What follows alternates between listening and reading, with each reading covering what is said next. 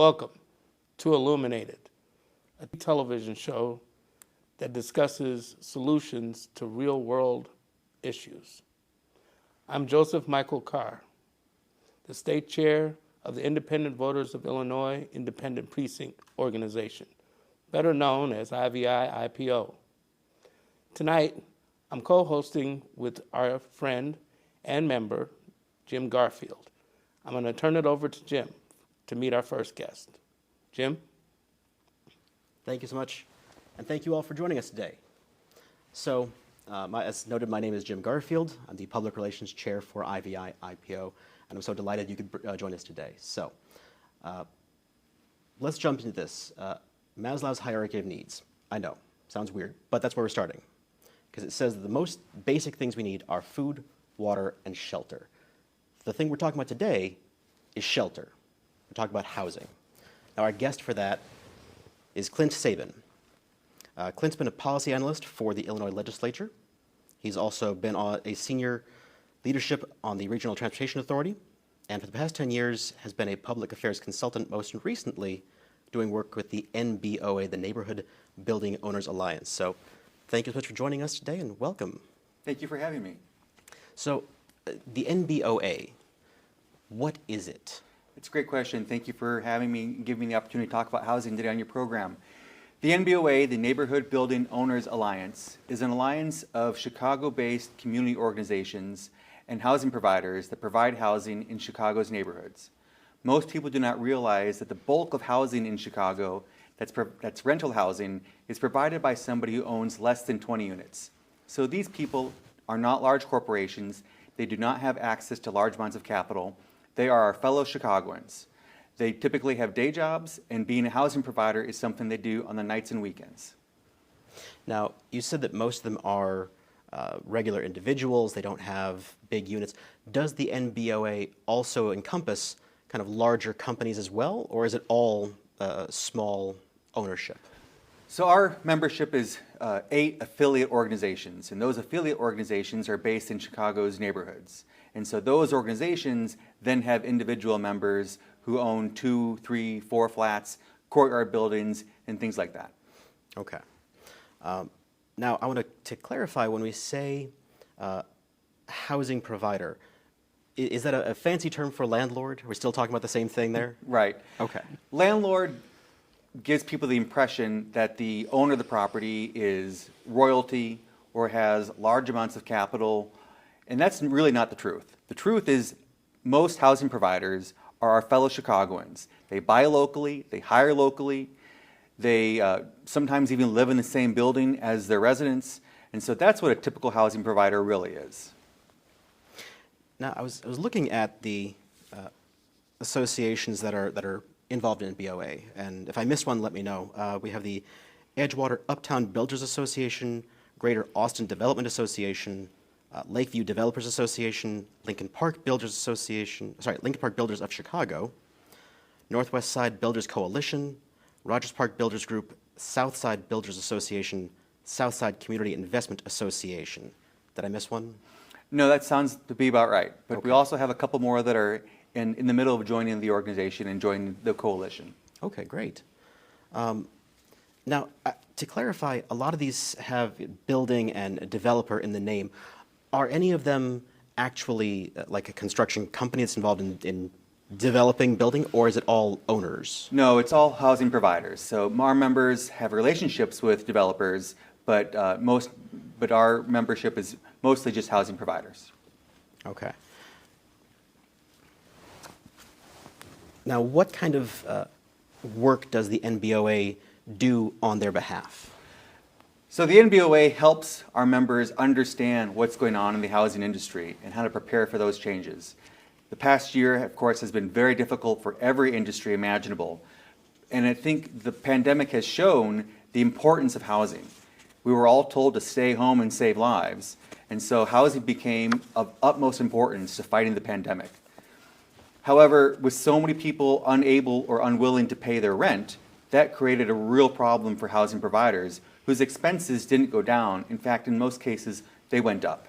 And so for those individuals and small businesses struggling to make their payroll, to pay the water bill, pay their property taxes, stay current on their mortgage, the past year has been very difficult. And if you only have 4 or 5 units and one of them is unable or unwilling to pay rent, that adds up real fast. That's being 20 to 25% of the total income from the rental property. Correct. Okay. We know that there's been some relief from the federal and state governments for renters, rental assistance. Has there been anything like that for the actual housing providers? That's a great question, and rental assistance is definitely something that we're looking forward to. The state of Illinois just rolled out its program last week. The city of Chicago rolled out its program today, and those programs will do a lot to stabilize our housing industry, which has been destabilized because of the pandemic. It's important to note, though, that those programs will not solve all of the problems, right? The tenant has to be a part of the application process. And in many cases, tenants just don't understand the value of participating in those programs because the funds go directly to the housing provider. We'll also have tenants who have already moved on and we'll have difficulty getting a hold of them. And we also anticipate there'll be immigrants who are reluctant to share personal information with a government agency. Understandable in many cases. Right. So. Then we also have tenants who just won't qualify for the programs because they make too much money or anything like that. And so it's going to be a real problem. The total unpaid debt in Chicago for renters is $1 billion. So that's $1 billion that housing providers don't have to pay their bills. And the rental assistance funds, well, will help with that problem. The funds available is far short of the need. So, and you said $1 billion, that's just the city of Chicago, that's not all of Illinois? Correct. Okay. And that's all just residential, we're not talking any commercial? Correct. Okay. Are the property owners, the housing providers, are they kind of instituting programs to say, hey, renters, hey, the people who actually live here, you need to sign up for this. Here's how you do it. Let's have a community meeting and walk you through it. Right. So the NBOA is working with its affiliates and partnering with elected officials and community organizations to spread the word. And so that's one of the reasons I'm here today is talk about the rental assistance programs and encourage people to take the time and apply and seek those funds. And those funds can cancel a lot of your rent debt and also provide much needed crucial funding to the housing provider so they can continue to operate and maintain the building. So is it essentially the renter applies for it, they say I'm behind by X amount, the state goes, yes you are, okay, and pays that amount to the provider? It's important to realize that every program is different. The state of Illinois has a program, the city of Chicago has a program, Cook County has a program, all of the suburban counties all have programs. So it's difficult for me to speak with specificity. It's difficult for me to be specific with each program. However, they all work in generally the same way, which is either the housing provider applies to the program and the renter then verifies that information, or the opposite. The renter applies to the program and the housing provider verifies the information. The government agency will then ensure that the person is actually qualified to receive those funds, and assuming they are, will write a check directly to the housing provider. Now, in terms of we'll go with the state of Illinois one, do you know, since county by county, we can't expect you to know all of those, do you know, is there a website that people can go to for the state one? Yeah, the Illinois Housing Development Authority is offering their program. I should have brought the website. What can I say? The Illinois Housing Development Authority has their program. You can just Google Illinois Housing Development and it pops up very easily and it's easy to find. Okay. I mean, the more we can help people find these programs, the better. So, now you mentioned that, of course, the pandemic has been an unprecedented toll on these housing providers. What do we see going forward in terms of renters catching up on paying their rent, on property owners and housing providers being able to keep people in there? How are we looking now that the pandemic is coming to an end, more or less? Well, it's important to realize that a lot of this rent debt goes all the way back to 2019 for some people. And the likelihood that we'll be able to collect that debt is very small. Typically, when people owe their housing provider money, if they owe 1 month's rent or less, they're more than willing to pay typically. But if they owe more than that, it's very difficult for them to get caught up. So without the rental assistance programs, it's going to be very challenging for housing providers to get caught up and pay all their bills. And unfortunately, what we're seeing is a lot of housing providers in Chicago just can't make it work. It was already difficult to provide housing in Chicago because of its regulatory environment. And so after this past year, when so many people were unable or unwilling to pay rent, and there was no support going to these housing providers, and instead government agencies were creating more requirements and more regulations, it's just unsustainable for a lot of these smaller individuals to maintain. And so they're unfortunately being forced to sell their properties. And those buyers are typically not from Chicago. And so we don't really know what the face of Chicago's housing is going to look like in the future. It's also worth noting that just the other week, DePaul University came out with a study that showed that Chicago is losing its 2, 3, and 4 flats. And these are the buildings that really have created the unique neighborhood-centric feel of our city. In some neighborhoods, such as along the 606, these buildings are being turned into single-family homes. But by and large, across the city, they're being turned into vacant lots. And that shows that we have disinvestment going on in our neighborhoods, where housing providers just can't make it work financially, and so they're walking away. So I have a couple of follow-ups based on that. You mentioned the disappearing 2 and 3 and 4 flats. Is that is that because the renters in those flats aren't paying, and so the owner has to sell, and whoever purchased it tears it down? Or is it that the owner ends up tearing it down because they've gone into bankruptcy or they have to sell it off some other way? Mm-hmm. Well, I can't speak to the hard data that DePaul University went over, but I can say anecdotally, we found that many housing providers are having difficulty just maintaining the buildings. The regulatory environment in Chicago is so challenging for housing providers, and you can get fined tens of thousands of dollars for inconsequential mistakes, like paper clipping a receipt to a lease instead of stapling it. Those types of gotchas are really adding up and making it a challenge for housing providers to provide housing. And so they're just walking away because it's unfortunately it's not financially sustainable. The other part that you mentioned earlier was that you said some people are unable to pay and others are unwilling to pay. Do you have any kind of information or data on how many renters have been able to pay during the pandemic, but due to the eviction moratoriums and things like that, have simply said, well, you can't kick me out, so I'm not going to pay? You know, this past year has shown great things about Chicago, and Chicagoans coming together, binding together to help each other and keep their communities and neighborhoods active. And so by and large, renters have been able to do their job of being a part of the solution. Fortunately, the unemployment insurance benefits and the stimulus funds have allowed income to continue to roll into our households. And by and large, renters are meeting their responsibilities and paying their rent. But some people are taking advantage of the program.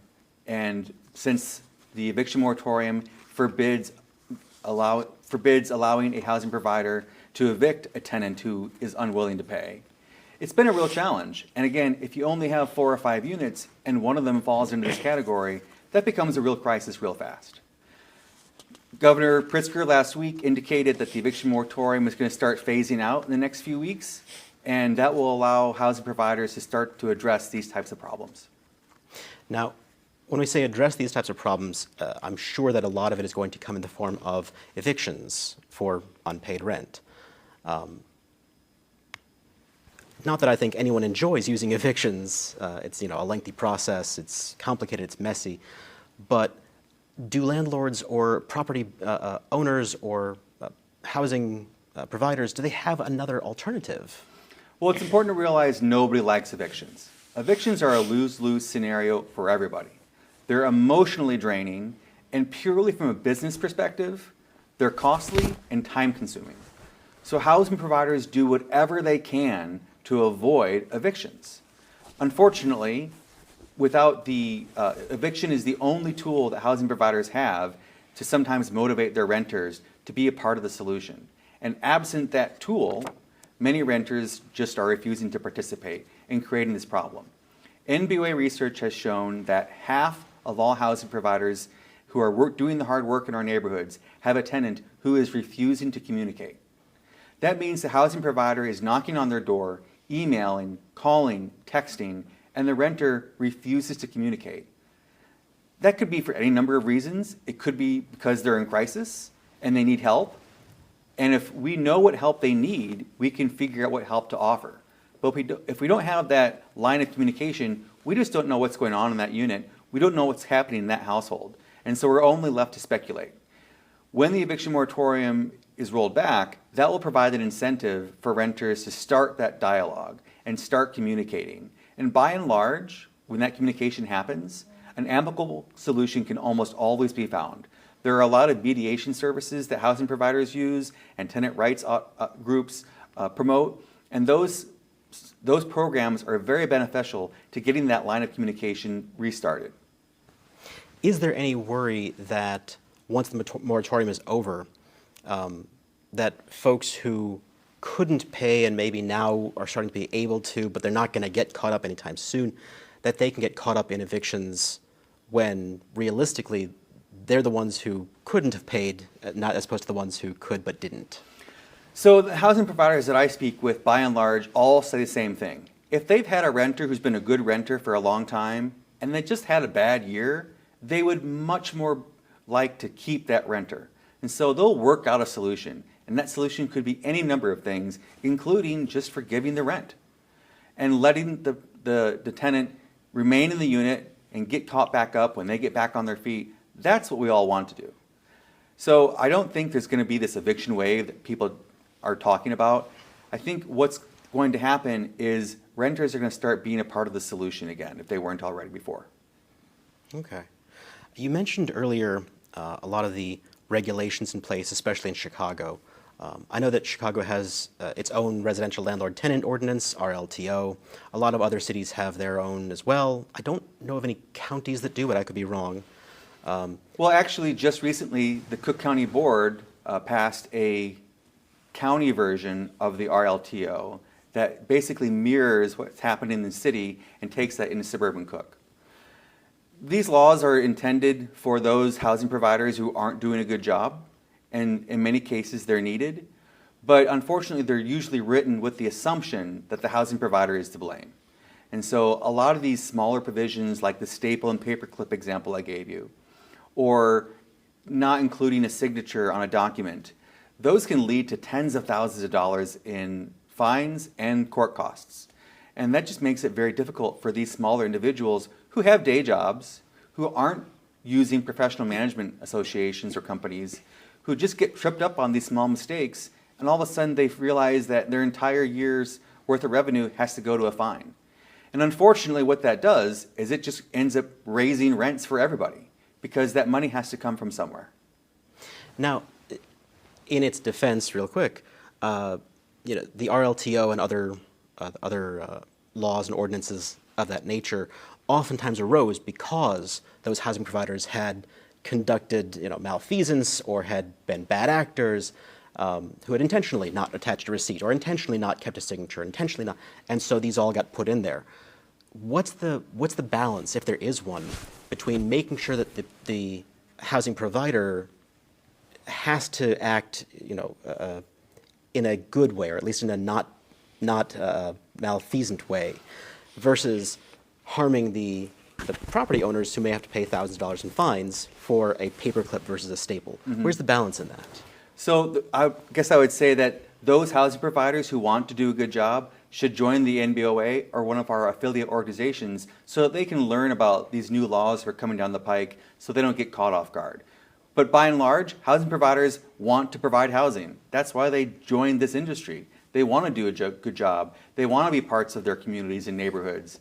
And so I don't think I can agree with the sentiment that housing providers are purposefully making mistakes, because those always involve huge fines and court costs.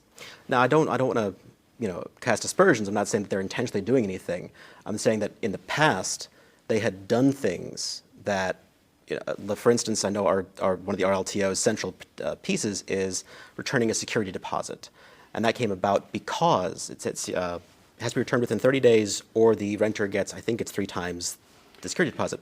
Because in the past, there were cases where landlords would say, yes, sure, I'll give it back to you, and then just wouldn't get around to it for years, accruing interest on it, and then eventually give it back years later. And so that's why it came into Yeah, effect. and so that's a great example. And in that example, if the renter had contacted the housing provider and said, hey, I didn't get my check, usually the housing provider would offer that. I have an example where the housing provider changed their accounting system after they accepted a new renter. The new renter was unable to pay the full security deposit, so the housing provider gave them a break and only had them pay half. And in that new accounting system, that got lost. And when the renter moved out years later, the system didn't show that they were owed that deposit back.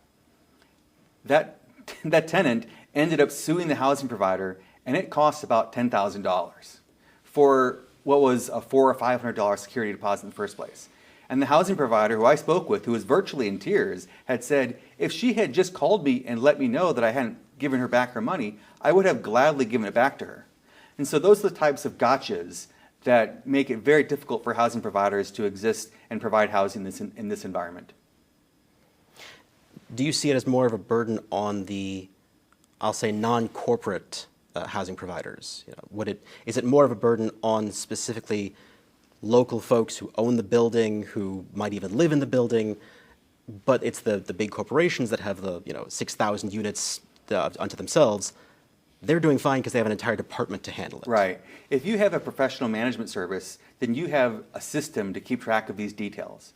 But again, if you're one of those smaller to medium-sized housing providers who only has a handful of units, and you have a day job and your own family issues to worry about, these are the details that can get lost real quickly. Are there any specific provisions of the RLTO or other, whether it's Chicago's or Cook County's or anyone else's, that you or NBOA think should be gotten rid of because they're just not necessary and they're just burdensome? Well, one issue we frequently talk about is judicial discretion. The current laws require the judges to install these enormous fees and fines. And if you spend your day at the courthouse, you'll hear judges complain and say, I don't think this fine is fair, but I have no discretion. I have to levy it. And so if judges had the discretion to determine between those housing providers who really aren't doing a good job and those housing providers making inconsequential mistakes that have no real impact on the renter, that would be a huge benefit.